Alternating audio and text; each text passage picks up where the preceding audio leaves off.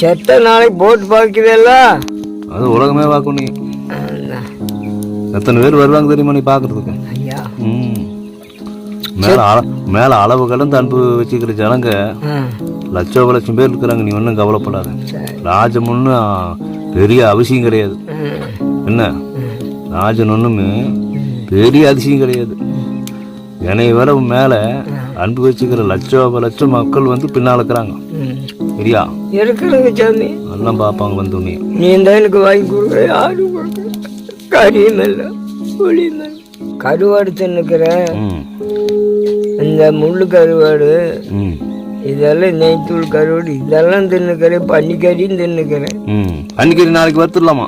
வறுத்துறேன் போட்டு நாளைக்கு பன்னிக்கறி 2 கிலோ எடுத்து வறுத்துடலாம். வறுத்துறேன். ஆமாண்ணா, முறுக்கா மிச்சரியா கடலை பொறி நீ தான் வாங்கி கொடுக்குற. யார் வாங்கின்னு வர? ஊராளம் தான் சொன்னான், ஆறாளம் தான் தெரியும். செத்தான் வரும். நல்ல உன்னை தேடி இப்போ பல மக்கள் வருவாங்க, கவலைப்படாது. என்ன உனக்கு ஏதாவது கெடுதல்ன்ட்டா உன்னை தேடி பல சனங்க வருவாங்க. லட்சம் மக்கள் மேலே அன்பு வச்சுக்கிறாங்க. ஒன்றும் கவலைப்படாது. இல்லை வருவாங்க. செத்தது பின்ன பார்க்கலாம். அது வேணும், நல்லது அருமையான விஷயம் தான். வாழ்ற போது உதவாத காசு போலாம். வாரம் இருக்க வந்து பார்த்தா கண்ணில் பார்த்துக்கலாம். ஆமாம், செத்ததுக்கு அப்புறம் வந்து என்னத்துக்கு ஆக போகுது?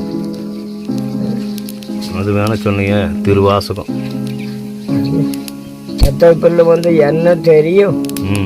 ஒன்றும் திருப்பி நீ வர போற, இன்னைக்கு வேணுமக்கு தான் எடுத்து போடுற, அதுதான் நம்மளுக்கு தெரியும். தெரியும். அப்படி இதெல்லாம் நம்மளுக்கு தெரியுமா? தெரியுமா? எப்படி தெரியும்? எத்தனையா வருவாங்கன்னு மையன் வந்தாலும் வாழ்ற போது இல்லாதது சத்துக்கு அப்புறம் எதுக்கு? அது என்ன சோகம்?